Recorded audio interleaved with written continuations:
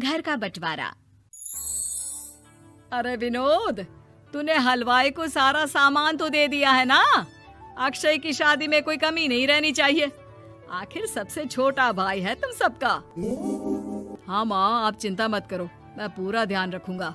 मंगल बेटा, तूने तो कहा था कि फूल का ऑर्डर दे दिया है, यहाँ तो फूल पहुँचे ही नहीं। अब क्या बहू की विदाई के बाद फूल आएंगे? माँ, मैंने अभी बात की है फूल वाले से, वो रास्ते में ही है। आप किशोर भैया से क्यों नहीं कहती कुछ करने को? किशोर पहले ही मेरे बताए काम कर रहा है। पास के सभी रिश्तेदारों और मोहल्ले वालों को कार्ड वही तो देकर आया था। रिसेप्शन के लिए हॉल भी उसी ने बुक किया था। टेंट कुर्सी वालों को भी तो वही देख रहा है। पर कई मोहल्ले वाले तो हमारे भरे पूरे परिवार से जलते भी हैं। उन्हें बुलाने की क्या जरूरत थी? बेटा, शादी ब्याह में तो बुलाना ही पड़ता है, नहीं तो लोग क्या कहेंगे। दादी दादी देखो ना, हलवाई अंकल हमें लड्डू नहीं दे रहे, आप इनको डांटो ना। अरे चैन सुख दे देना बच्चों को लड्डू, क्यों तंग कर रहा है इन्हें? बीबी जी, मैं कहाँ मना कर रहा हूँ, लेकिन लड्डू बनते ही ये बच्चे उठा उठा कर खा लेते हैं। अरे मैं तो इन्हें थाल में रख के परोस भी नहीं पा रहा। भागो, अब कोल्ड ड्रिंक पीने चलते हैं। भागो भागो, अब कोल्ड ड्रिंक पीने चलते हैं। जैसे कि आप देख रहे हैं, आज इस घर के सबसे छोटे बेटे अक्षय की शादी है। घर में बहुत चहल पहल है। कुलभूषण की बीवी कमला को फुर्सत ही नहीं है कामों से, लेकिन कुलभूषण और घर के बाकी लोग कहाँ हैं? आइए देखते हैं। अजी, आप यहाँ आराम से बैठकर गाने सुन रहे हो और घर में अभी तक इतने काम बचे हैं करने को। अरे भाई, मेरे सबसे छोटे बेटे की शादी है, इसके बाद तो मैं अब चिंता मुक्त हो ही जाऊंगा। और फिर घर में तुम हो, बेटे बहुएं हैं, तुम लोगों के होते हुए मैं क्यों काम करूं? मैं तो शान से बेटे की शादी में जाऊंगा तैयार होकर। अरे ठीक है, अब आप आराम ही कीजिए। एक बार अभिषेक की बीवी आ जाए, फिर मैं भी आराम करूंगी और मेरी चारों बहुएं पूरे घर की जिम्मेदारियां संभाल लेगी। इतना कहकर कमला वापस अपने काम में लग जाती है। बेटा भी, तू अब तक तैयार नहीं हुआ? किससे बात कर रहा है फोन पर? तैयार कैसे हूँ? सैलून जाने से तो आपने मना किया है, क्योंकि मुझे हल्दी लग चुकी है। भाभीयों को देखो, सुबह से पार्लर में है।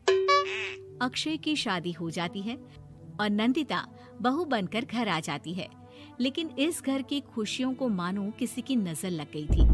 नंदिता के आने के बाद आए दिन घर की शांति भंग होती रहती। अपने माँ बाप की इकलौती बेटी को इतने बड़े परिवार की जिम्मेदारियां कहाँ संभालनी थी? अभी देखो ना, मेरे हाथों की मेहंदी भी अभी नहीं उतरी है और तुम्हारी मम्मी ने मुझे घर के कामों में लगा दिया। मैंने सोचा था कि घर की सबसे छोटी बहू होने के कारण मुझे सब पलकों पर बिठा के रखेंगे, पर यहाँ तो पलक झपकने की भी फुर्सत नहीं मिलती। देखो नंदू, शादी के पहले ही मेरे घर वालों ने तुम्हें और तुम्हारे पेरेंट्स को बता दिया था कि मैं जॉइंट फैमिली में रहता हूँ, तो फिर अब ये शिकायत क्यों? और फिर तुमसे पहले मेरी भाभी भी तो आई थी शादी करके, उन्होंने तो कभी कुछ नहीं कहा। नंदिता तब तो चुप हो जाती है, लेकिन ऐसा बहुत दिनों तक नहीं चलता। अरे नंदिता, माँ बाबूजी की दवाई का टाइम हो गया है, उन्हें दवाई दे आओ और उसके बाद सबके लिए नाश्ता बना देना। पर भाभी, मैं तो अभी अपना फेवरेट सीरियल देख रही हूँ, प्लीज मेरी जगह आप कर लो ना ये काम। ठीक है, मैं तेरी जगह माँ बाबूजी को दवाई दे आती हूँ और नाश्ता बना लेती हूँ। तू मेरी जगह पूरे घर की डस्टिंग करके 5 बच्चों को स्कूल के लिए तैयार करके भेज देना और दोपहर का खाना बनाने के बाद कपड़े धोकर सुखा देना।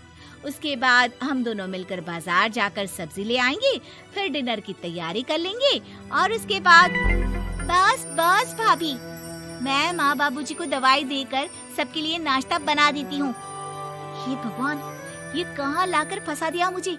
मेरे घर में तो गिनती की 8 रोटियाँ और 2 सब्जी बनती थी और नाश्ता निपट जाता था, यहाँ तो रोटियों का ढेर और सब्जियाँ बड़े बड़े पतीलों में बनानी पड़ती है। नाश्ता बनते बनते लंच का टाइम हो जाता है और लंच बनते बनते डिनर का। अभी मुझ में तुम्हारे पूरे परिवार का नखरा उठाने की और ताकत नहीं बची। मैं ऐसे नहीं रह सकती। अरे तो क्या चाहती हो तुम? मुझे अलग रहना है बस। तो ठीक है, हम कल ही शिफ्ट हो जाएंगे किराए के घर में। इतना बड़ा घर होते हुए हम किराए पे क्यों रहेंगे? ना जी ना, घर में ही दीवार खड़ी करो अपने हिस्से के आगे। घर के साथ साथ घर की खुशियों में भी दीवार खींच जाती है। ऐसे ही कई महीने बीत जाते हैं और नंदिता माँ बन जाती है। बच्चे के आने से अभिषेक के कंधों पर खर्चों का बोझ आ पड़ता है। अभिषेक का बोझ कम करने के लिए नंदिता भी पार्ट टाइम जॉब कर लेती है, लेकिन इससे उसके सर पर नौकरी, घर और बच्चे की जिम्मेदारी बढ़ जाती है। नंदिता, ये क्या है? तुमने घर भी ठीक से साफ नहीं किया, ना ही मेरे कपड़े धुले हैं। चिंटू के बाल भी कटवाने जाना था, देखो उसके बाल कितने बढ़ गए हैं। अरे करती क्या हो पूरा दिन तुम? मैं करती क्या हूँ? तुम्हारा नाश्ता और लंच बनाने के बाद चिंटू को डे केयर सेंटर पर छोड़ कर आती हूँ, फिर खुद ऑफिस जाती हूँ। पूरा दिन काम करके आने के बाद बिना आराम किए बाजार से सब्जियाँ लेकर आती हूँ, घर आकर खाना बनाती हूँ, चिंटू को देखती हूँ और क्या करूँ मैं? तो किसने कहा था अपने सर पर इतने काम लेने को? मत जाओ ऑफिस। ऑफिस जाए बिना घर के खर्चे कहाँ से पूरे होंगे?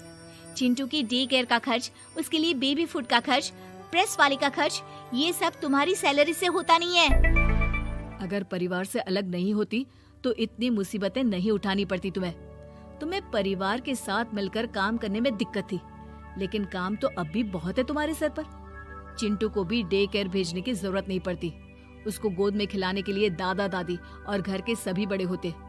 उसके साथ खेलने के लिए उसके भाई बहन भी होते। मेरे तीनों बड़े भाइयों के बच्चे भी बड़े हुए हैं, लेकिन बिना महंगा बेबी फूड खाए, क्योंकि मेरी माँ और भाभियाँ बहुत अच्छे से जानती है कि बच्चे को क्या खिलाना चाहिए। बिजली के बिल जैसे खर्चे भी सब मिलकर बांट लेते थे, लेकिन तुम्हें तो सबसे अलग रहने में ही मजा आता है, तो अब शिकायत क्यों करती हो? बस करो अभिषेक, बस करो। मैं मानती हूँ कि मैं गलत थी। मेरे एक गलत फैसले ने हमें बिल्कुल अकेला कर दिया है सबसे। एक घर में होते हुए भी हम बाकी परिवार से अजनबियों की तरह रह रहे हैं। अभिषेक और नंदिता की सारी बातें घर के बाकी लोगों को सुनाई दे रही थी। तभी कमला बोल पड़ती है। अरे नंदिता बहू, किसने कहा कि तुम अकेले हो? तुम्हारा इतना भरा पूरा परिवार है ना तुम्हारे साथ। हम तो बस ये चाहते थे कि तुम अपनी गलती समझ जाओ। अगर हम तुम्हें समझाते तो शायद तुम ना समझती, लेकिन अपनी गलती का एहसास तुम्हें खुद हो गया है, तो अब तुम समझ चुकी हो परिवार में एक साथ रहने का मोल क्या होता है। मम्मी जी, मुझे माफ कर दीजिए, अब ऐसा दोबारा कभी नहीं होगा। अरे माफी बाद में, पहले मेरा पोता जरा मेरी गोद में तो दे, और तू जाकर सबके लिए चाय बना ला।